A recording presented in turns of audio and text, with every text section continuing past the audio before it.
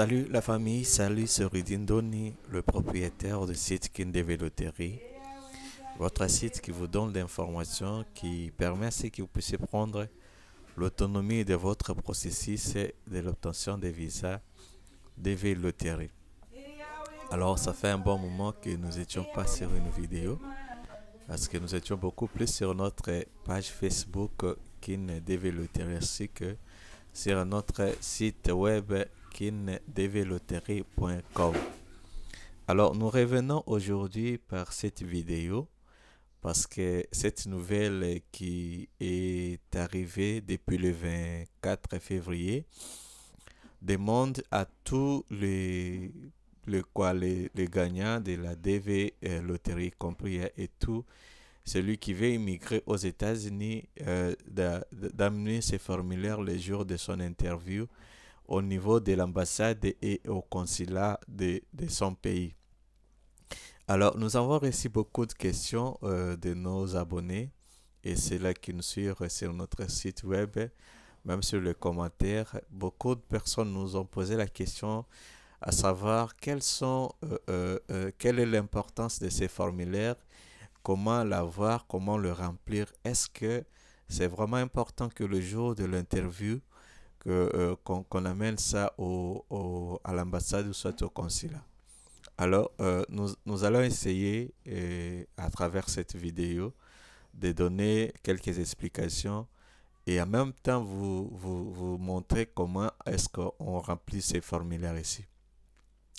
Alors, le formulaire vient mettre en application une loi qui a été votée au niveau de la Chambre des Sénats des États-Unis, du Congrès, qui demande à ce que le formulaire ici vient comme un supplément de notre DS que nous remplissons très souvent, pardon, et que le formulaire ici doit permettre aux gagnants, soit à toute personne qui demande le visa américain, de donner les renseignements supplémentaires sur sa santé financière. C'est surtout ça l'importance de ces formulaires.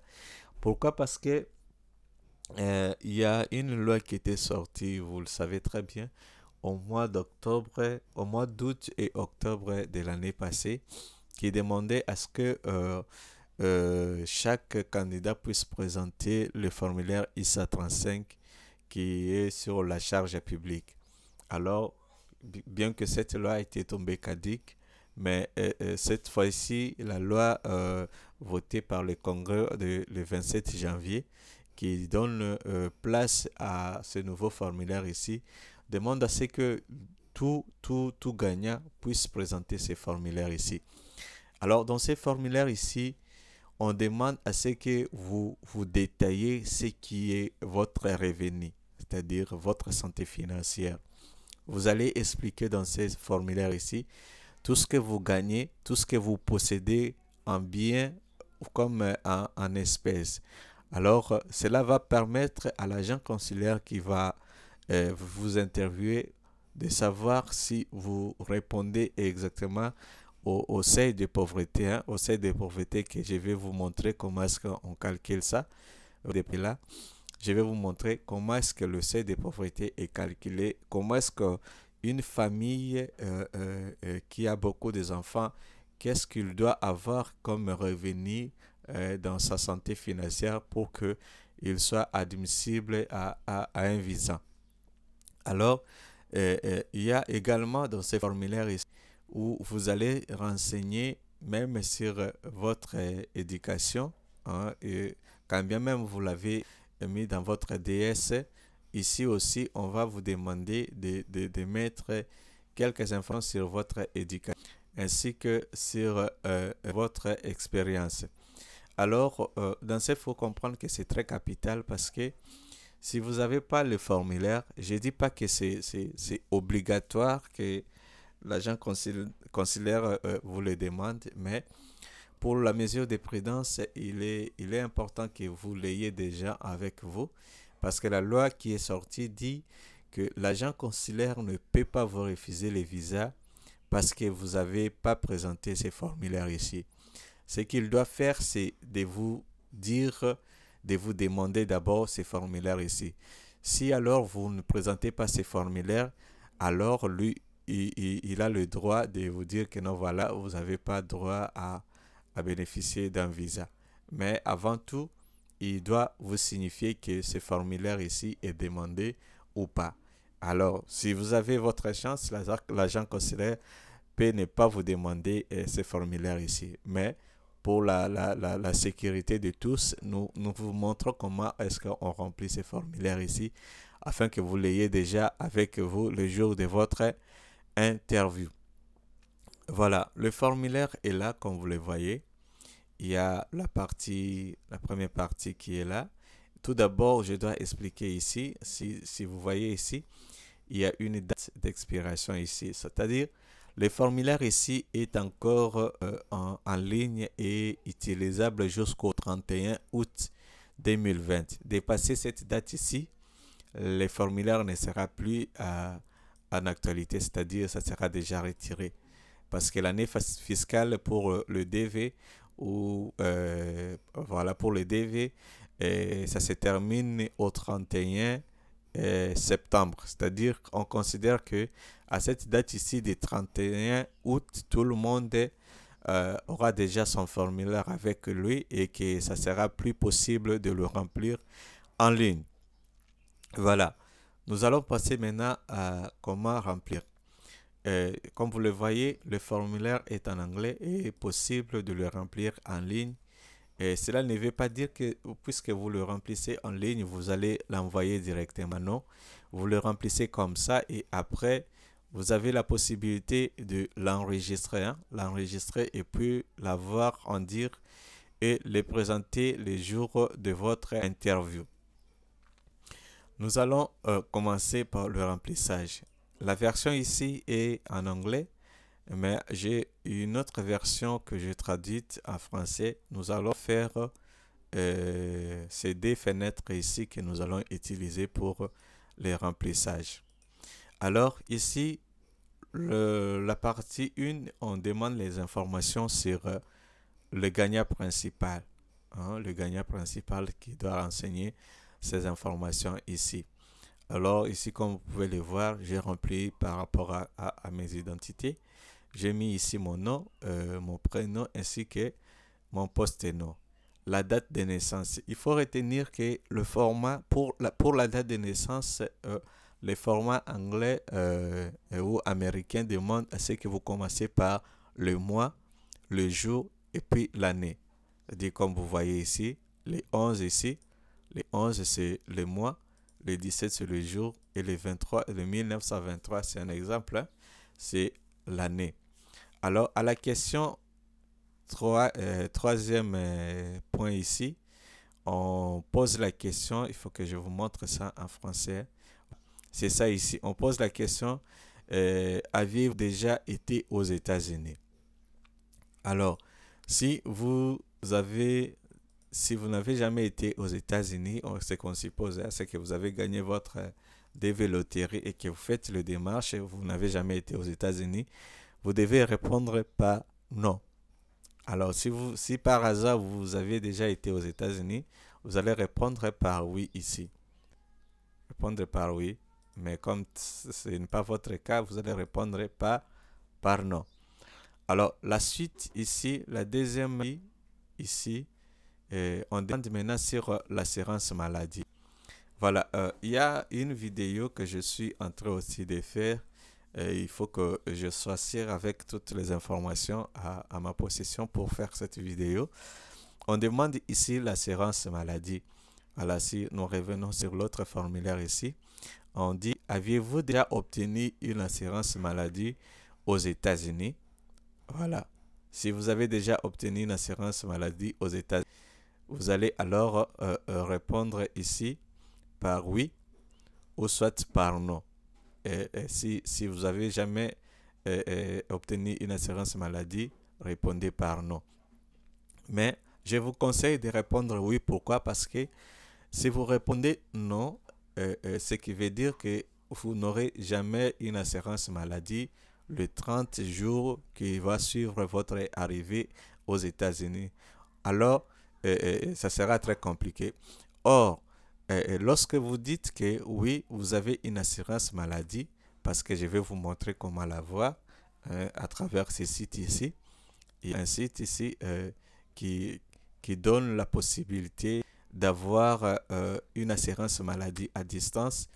Vous devez, alors pour répondre à la question ici, lorsque vous répondez yes ici, ce qui suppose que vous êtes déjà inscrit à un prestataire de services d'assurance au niveau des États-Unis à travers ces sites ici et que vous avez tous les coordonnées, c'est-à-dire les papiers attestant que vous vous êtes assuré à une assurance maladie. Alors, en ce moment-là, vous allez ici pour mettre yes. Je vous conseille de mettre yes parce que ça va de votre intérêt, sinon ça sera un peu très compliqué. Alors, vous mettez yes à ce niveau ici. Et là, vous avez déjà le preuve de votre assurance maladie, tel que je viens de vous montrer sur le site. Alors, ici, on pose la question, on va revenir ici, hein, patientez vraiment pour que ça soit clair. Alors, ici, on vous pose la question, c'est ça, c'est où ça? C'est ici, je suis ici. Do you, ok, vous cliquez yes. Alors, ici, on pose la question, on dit, si vous répondez yes, comme je l'ai suggéré, comme je vous demande là-bas de dire yes, c'est-à-dire si vous répondez yes ici, attachez les preuves de votre assurance maladie dans le part 4. Hein, dans le part 4 et c'était la partie 3. C'est-à-dire quoi? Lorsque vous allez dire que oui, vous avez une assurance maladie, cela suppose que vous avez le document qui atteste que vous avez obtenu une assurance maladie. Et ce document-là, vous allez l'imprimer et l'attacher à ce formulaire ici le jour où vous allez à l'ambassade. Alors, si vous répondez par non, hein, si vous répondez par non, le formulaire dit vous allez sauter maintenant la partie ici. Vous allez sauter la partie ici.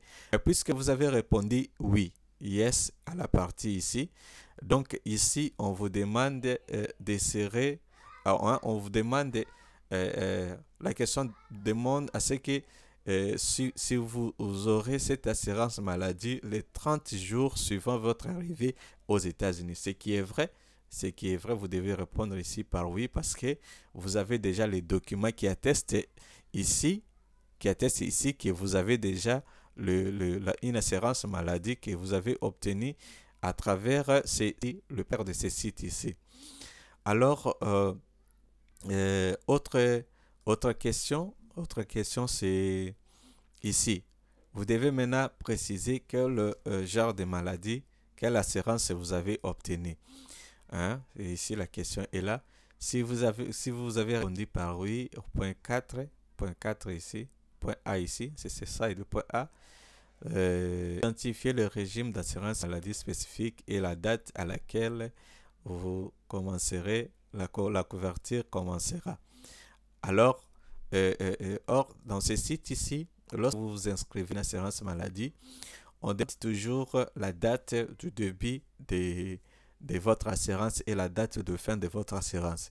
Je suppose et je vous conseille ici d'être prudent. Parce que lorsque vous mettez une telle date dans votre assurance maladie, soyez sûr que juste après l'obtention de votre visa, hein, si l'agent considère vous donner un visa, soyez-en sûr que tout après votre obtention de visa, vous allez directement immigrer aux États-Unis pour que l'application de votre timing d'application de visa soit directement mise en marche.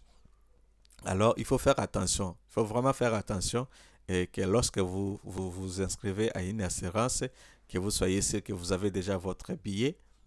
Ouais, vous n'avez pas billet, vous avez déjà votre argent pour payer les billets et que juste après l'obtention de votre visa, vous serez à mesure de payer les billets et puis aller aux États-Unis pour que après 30 jours qui va suivre là, votre assurance soit mise en application. Alors, ici, vous allez mettre le type d'assurance que vous avez obtenu. Vous voyez, Medicare Daring Travels. C'est-à-dire, on donne le détail de cette assurance-là. C'est quel genre d'assurance vous avez obtenu. Ok, vous allez énumérer le type d'assurance que vous avez obtenu auprès de ces prestataires ici et la date de son application. Alors, la partie 3 ici, la partie 3 demande de donner la taille de votre ménage. La taille de votre ménage ici, c'est quoi?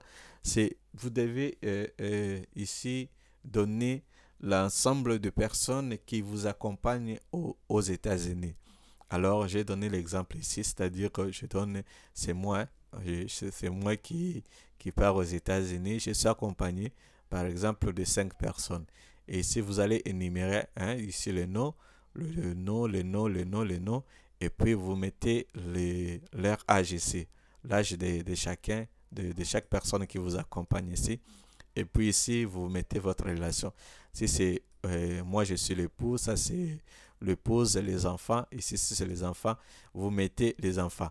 Mais alors, si l'arrivée que vous avez beaucoup de personnes, c'est-à-dire au-delà de 5, au-delà de 6, pardon, qui est énuméré ici, vous avez la possibilité ici, dans le formulaire, le tout dernier, hein, là-bas, on vous donne ici, si un espace supplémentaire est nécessaire, joignez les feuilles supplémentaires. Veuillez vous assurer de préciser à quelle question vous répondez. Hein. C'est-à-dire, si vous êtes ici, que vous êtes une famille de 8, 5, 7 personnes, ici, il n'y a pas la possibilité de mettre 6 ou 7 personnes. Vous allez faire un autre papier, c'est-à-dire un autre papier supplémentaire où vous allez mettre le numéro ici, le numéro des personnes, hein, c'est-à-dire le numéro de la taille ici, et vous allez ajouter le personne et le numéro, c'est-à-dire le personne qui manque ici et respecter les cases. Hein. Vous répétez ces cases ici et que vous allez répondre sur l'autre papier additionnel que vous allez mettre. Alors, nous passons au numéro 4. La partie ici, il me semble que c'est pas intéressant parce que ça couvre tout ce qui est aux États-Unis. Alors, puisque nous avions que nous n'avons jamais été aux États-Unis, hein, n'avons jamais été aux États-Unis, pardon, je crois que j'avais commis une erreur ici. Nous n'avons jamais été aux États-Unis. Il n'est pas nécessaire de compléter ici parce que vous n'avez pas une information à mettre ici. Hein? Vous n'avez pas une information à mettre ici parce que tout ceci concerne c'est celui-là qui a déjà vécu aux États-Unis et qui peut renseigner la partie ici. Alors, on pose la question de revenir ici pour voir cette question-là. La question là, c'est quoi? Avez-vous travaillé aux États-Unis au cours des derniers? Voilà. Ça, la partie ici, c'est pas important pour vous hein, parce que vous avez rien à renseigner. Hein, à mon sens, hein. Ici, il n'y a rien à renseigner. Je peux mettre ici NA. Hein. Il n'y a rien à renseigner ici. Il n'y a rien à renseigner. Rien à renseigner.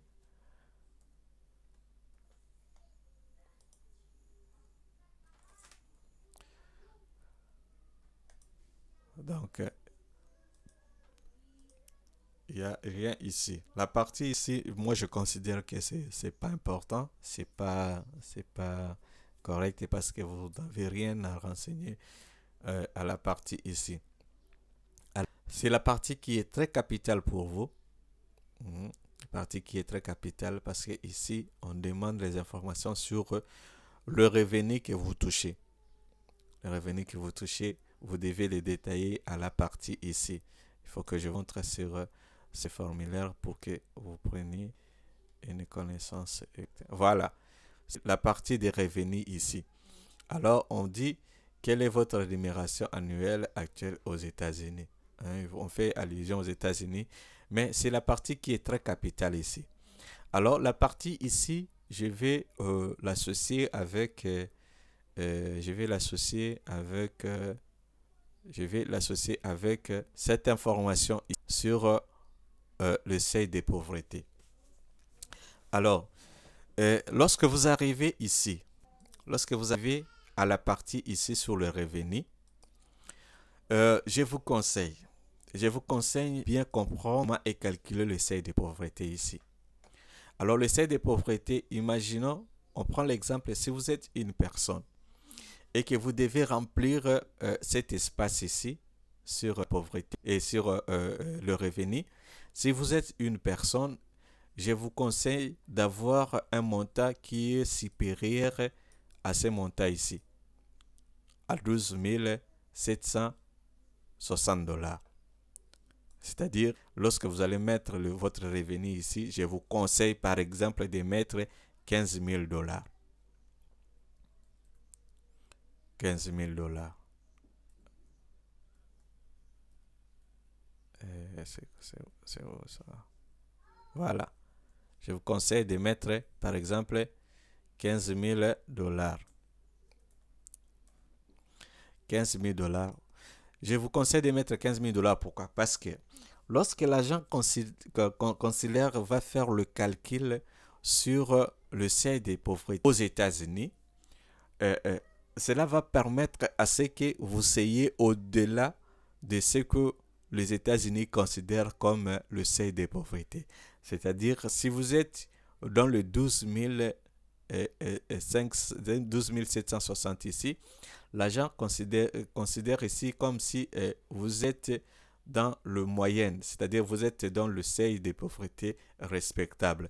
Mais lorsque vous mettez 15 000 comme je vous le conseille ici, cela montre déjà que non, la personne ici est déjà au-delà du seuil de pauvreté et cette personne ici est capable de se prendre en charge une fois qu'il sera aux États-Unis.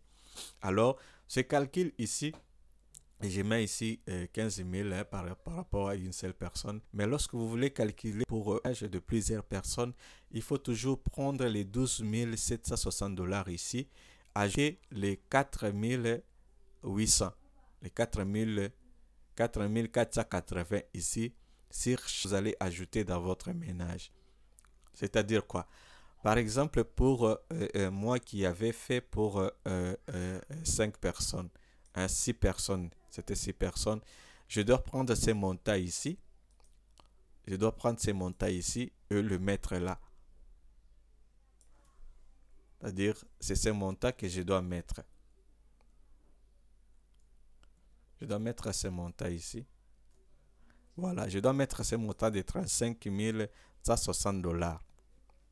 Pourquoi? Parce que les 35 000 ici, pardon, est l'un des 17 000 d'abord, les 12 000 d'abord que moi-même, en tant que gagnant principal, j'ai comme revenu, c'est-à-dire j'ai comme ressources propres, plus les 4 480 pour personne qui m'accompagne. C'est-à-dire si nous étions que deux personnes, j'allais mettre 17 240.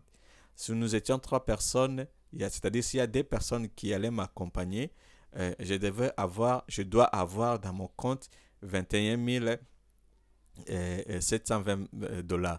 Si il y a 3 personnes qui m'accompagnent, je devrais avoir dans mon compte 26 200 $. Si c'est 5 personnes qui m'accompagnent, si c'est 4 personnes qui m'accompagnent, pardon, pour faire 5 personnes, je devrais avoir 35 000. Je devrais avoir 30 000. Et si c'est 5 personnes qui m'accompagnent pour faire avec moi 6 personnes, je devrais avoir 36 640 $. Je pense que vous avez bien compris ici comment on calcule le seuil de pauvreté. Alors, il faut faire très attention.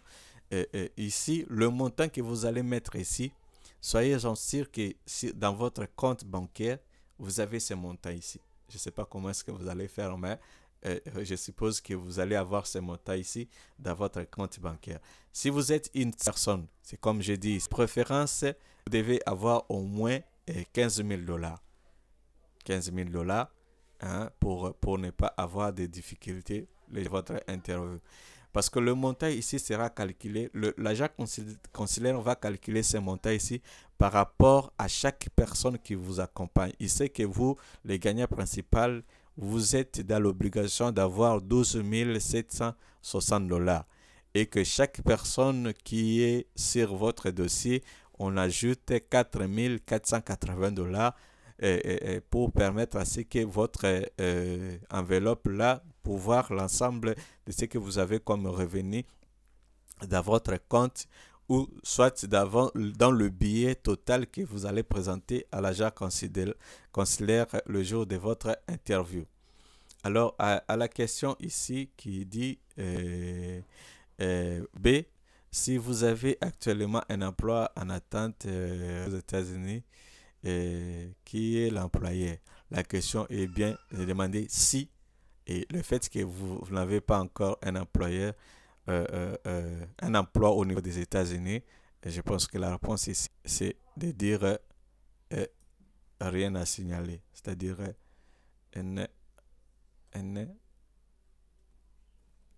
voilà. Parce que vous n'avez pas encore un emploi. Mais ce montant ici est très capital, il faut le signifier parce que l'agent consulaire va regarder ce montant ici et le comparer à la taille de votre ménage qui est ici.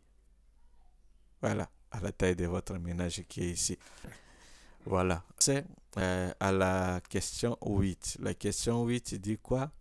Énumérer ci-dessus le revenu non mentionné ci-dessus que vous continuerez de recevoir après votre attrait. Ok. Vous avez compris ici que la partie ici, on demande que vous énumérez.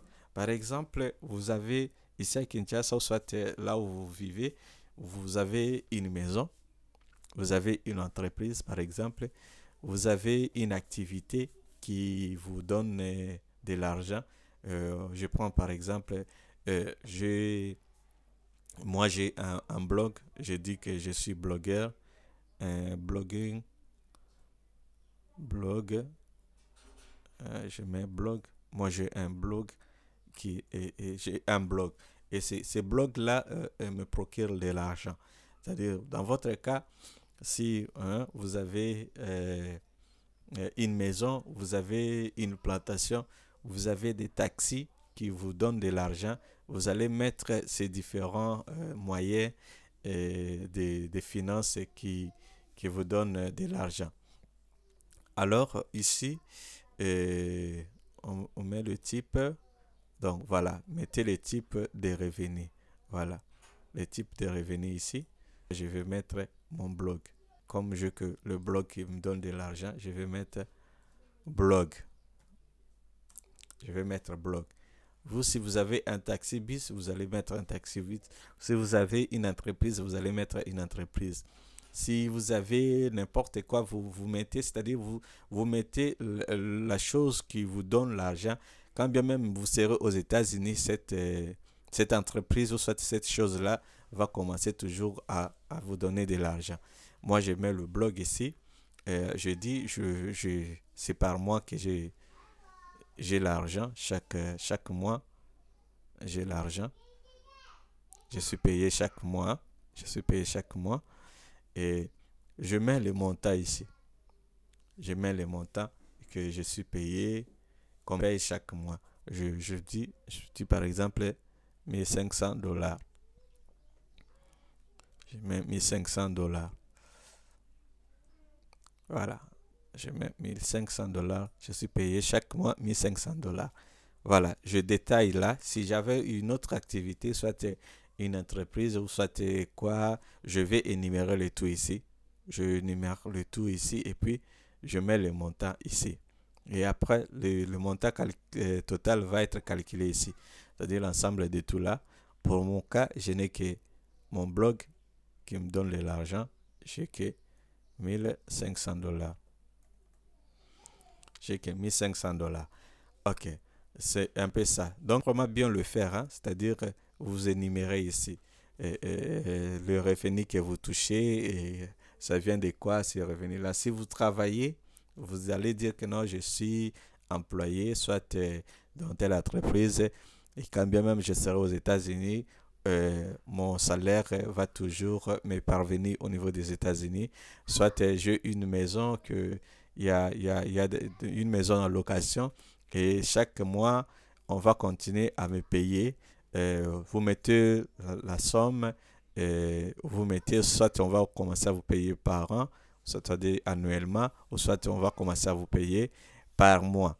C'est-à-dire, vous mettez le tout, hein, vous mettez même le montant ici et vous calculez la somme. Alors, la partie ici, il faut toujours prendre la traduction. Hein. Ici, on dit énumérer les actifs disponibles dans les tableaux ci-dessus. Par exemple, les avoirs en espèces peuvent comprendre des comptes, des chèques et des épargnes, etc. Inclure les capitaux propres, immobiliers et les rentes, etc. Voilà. Voilà. Lorsque nous avions rempli ici, nous avions dit ici que nous avions 35 000 $. Hein. Nous avions dit que 35 000 $. Alors, le preuve de ces 35 000 $ là, vous allez le renseigner ici pour dire que non, ce que j'ai comme 35 000 $,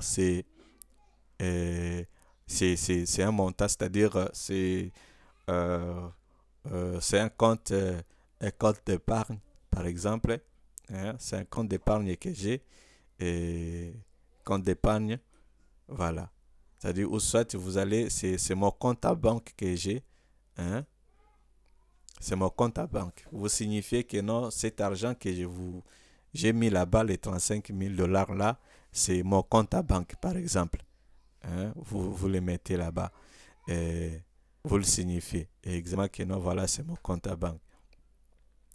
Et puis, ici, vous signifiez. C'est-à-dire, si vous en avez beaucoup, c'est-à-dire l'ensemble de ces 35 000 $, hein, les 35 000 $ que j'ai mis ici, vous dites que non, bon, là, c'est mon compte à banque et puis il y a d'autres possibilités ici. En valeur, voilà, vous choisissez parmi ici pour signifier que non, voilà, ce qui fait les 35 000 $ là, c'est l'ensemble de tout ce que j'ai là-bas. Location of asset, c'est quoi ici? Emplacement de l'actif. C'est-à-dire, vous détaillez ici. Hein? Vous détaillez que l'emplacement de cet actif est dans une banque. Vous mettez banque. Vous mettez banque. Et puis, vous mettez les montants. Les montants que vous avez à banque. Par exemple, là, vous avez mis 30 000, 35 160. Donc, ces montants en banque est de 35 160, par exemple. Hein? Par exemple. Alors, vous détaillez les tout, hein, tout ce que vous avez comme compte à banque, ou soit avoir, soit une maison. Vous détaillez que c'est une maison et la maison là coûte autant. Hein, estimation de cette maison coûte autant. Donc, vous détaillez les tout à partir à partir d'ici. Et puis, en bas ici, on dit quoi? On dit énumérer vos dettes ou dettes dans les tableaux ici. Dans la partie ici, demande ce que vous énumérez les dettes. Est-ce que vous avez une dette à payer? C'est-à-dire la partie ici. Si vous avez une dette à payer, vous allez dire que oui, j'ai une dette à payer. Et c'est auprès de qui que vous allez payer votre dette. Vous énumérez, vous mettez aussi les montants ici. Hein, les montants de votre dette. Voilà. C'est un peu ça. Et puis, à partir de là, on passe ici. Voilà, la partie ici, ça demande quoi? Je crois que c'est la troisième. Oui, troisième page. OK. Donc, on est maintenant à la partie ici. Voilà, nous allons revenir dans quelques minutes pour continuer. Restez branchés, abonnez-vous, partagez et soyez nombreux parce que à très bientôt là, vous serez informés. Merci. Bye bye.